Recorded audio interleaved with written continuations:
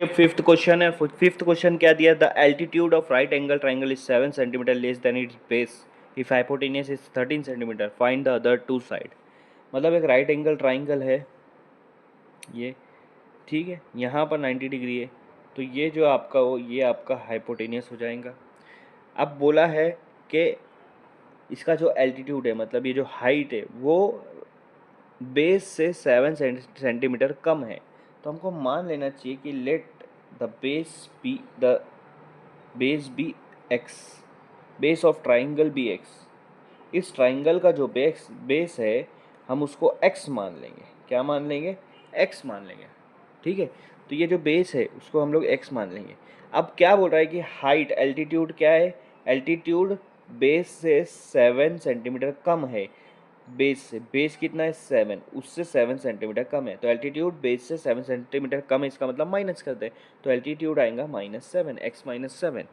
तो ये तीनों आपकी साइड्स आ गई, ठीक है। बस इसी साइड्स को फाइंड आउट करना है, मतलब x की वैल्यू निकालना है, ठीक है। अब आप बताओ, यहाँ पर राइट एंगल ट्राइंगल है तो हम लोग यूज़ करेंगे पाइथागोरस थ्योरम। क्या यूज़ करेंगे?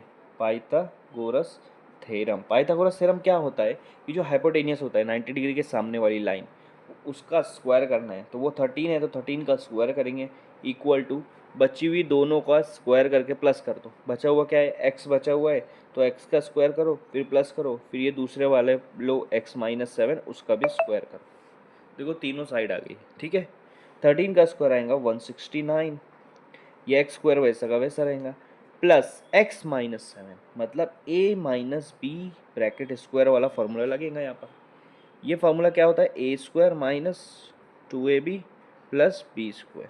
पहले वाले का स्क्वायर, फिर -2ab, फिर लास्ट वाले का स्क्वायर प्लस में। वैसे ही यहाँ पे पहले वाला क्या है? x, तो उसका x स्क्वायर अलग ले लेंगे माइनस, ठीक है, 2ab। अब ब्रैकेट में नहीं भी लिखे चलेंगे क्योंकि पहले प्लस है, माइनस रहता तो हम लोग को ब्रैकेट में लिखना पड़ता, यहाँ नहीं भी लिखे तो चलेंगे। 2ab, 2a आपका x है, b आपका 7 है, फिर प्लस बी स्क्वायर मतलब 7 का स्क्वायर, ठीक है। अब इसको सॉल्व करते हैं, तो ये हो जाएगा 169, x square plus x square कितना हो जाएगा? 2x स्क्वायर, प्लस कर रहे हैं, हाँ, मल्टीप्लाई नहीं कर रहे। अब ये देखो 2x7, 7 2 सा 14, और ये x आगे लगा लो, और यहाँ पर माइनस है, प्लस 7 का स्क्वायर कितना आता है? 49।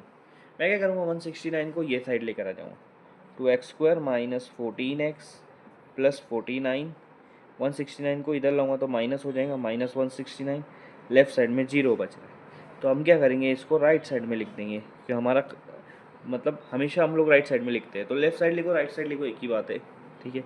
मतलब एक साइड ये पूरी इक्वेशन आ रही है और एक साइड 0 आ रहा है, बस इतना उसका कहना है, ठीक है। इसको सॉल्व करते हैं, 2x square minus 14x plus 49 में से 169 गया, कितना बचेगा? ठीक है, वो ये बचेगा माइनस में आएंगे क्योंकि बड़े की साइन माइनस है, 119, सॉरी 120 बचेगा। कितना बचेगा? 120 इक्वल टू 0। अगर आप देखोगे ये तीनों 2 के टेबल में आते हैं, तो 2 बाहर निकालो, अंदर बच रहा है एक्स स्क्वायर माइनस 2 के टेबल में 14 कितने पे आता है? 7 पे। 2 के टेबल में 120 आता है 60 पे, 2 मल्टीप्लाई बाय 6 कितना हुआ? 12, और ये 0, ठीक है। अब ये 2 उधर जाके 0 हो जाएगा, तो आपके पास यहाँ पे बच रहा है X square minus 7x minus 60 equal to 0। ये इक्वेशन आपके पास बच रही है। अब इसी इक्वेशन को हमको सॉल्व करना है, वो मैं ऊपर आपको सॉल्व करके बताता हूँ, ये रफ करने के बाद है। एक्स स्क्वायर के साथ जो टर्म है, जैसे यहाँ पे कुछ नहीं मतलब 1 है, उसको ये वाले टर्म से मल्टीप्लाई करना है, कांस्टेंट वाले टर्म से, -60 वाले से, तो आपका आंसर आएगा -60। अब आपको दो ऐसा टर्म चाहिए कि उनको मल्टीप्लाई करूँ तो -60 आए और प्लस माइनस करो तो -7 आए। तो अगर मैं 12 5 से करूँगा 60, क्योंकि आएगा 12 5 से 60 होगा, 12 5 से 60 होगा, और 12 में से 5 गया 7 बचेगा। लेकिन अब प्लस माइनस को हम लोग देख लेते हैं, जब भी इनको मल्टीप्लाई करूँ तो मेरा आंसर -60 है, मतलब मेरा आंसर माइनस में है। मल्टीप्लाई का आंसर तभी माइनस में आता है जब दोनों में से कोई एक प्लस में होता, कोई एक माइनस में होता, ठीक है। तो 12 और 5 में से एक को प्लस रखेंगे, एक को माइनस रखेंगे, लेकिन बात ये होती है कि प्लस किसको रखना है और माइनस किसको रखना है, वो यहाँ पर सबको दिखेगा। ये साइन क्या है? एक्स के पहले वाली साइन माइनस है, तो बड़े की साइन माइनस आएंगी, छोटे की साइन प्लस आएंगी। बस इसको यहाँ पर रख दो, x square minus 12x plus 5x, 7x को 2 भाग में कन्वर्ट कर दिए, -60 इक्वल टू 0। ये वैसा का वैसा, ये वैसा का वैसा, 7 की जगह 12 और 5 डाल देंगे। अब इन दोनों में कॉमन देखो, दोनों में x कॉमन है। पहले वाले में से एक x निकाले, एक x अभी भी बचा है। इसमें से x निकाले तो 12 बच रहा है सिर्फ, ठीक है, सिर्फ 12 बच रहा है, ठीक है। अब इसको सॉल्व करेंगे, प्लस प्लस लगा दे रहा हूँ, ये 5 और 60 दोनों 5 के टेबल में आते हैं। यहाँ से 5 निकालूंगा, x बचेगा, माइनस 5 के टेबल में 60 कितने पे आता है, 12 पे। 5 10 ज़ा 50, 5 11 ज़ा 55, 5 12 ज़ा 60।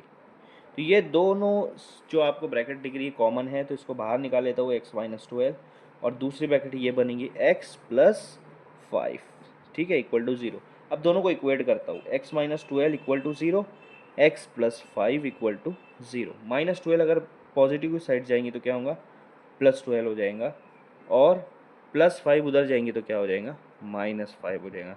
तो x की वैल्यू एक 12 आई और एक -5 है।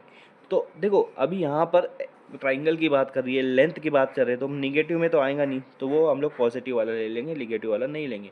मतलब x की वैल्यू क्या आई, 12 आई। मतलब इसका बेस क्या आया, बेस x था जो कि 12 आया। तो एल्टीट्यूड क्या है, एल्टीट्यूड है बेस -7। तो 12 -7 करेंगे तो एल्टीट्यूड क्या आया, 5 centimetre. Base 7 centimetre, altitude 5 centimetre.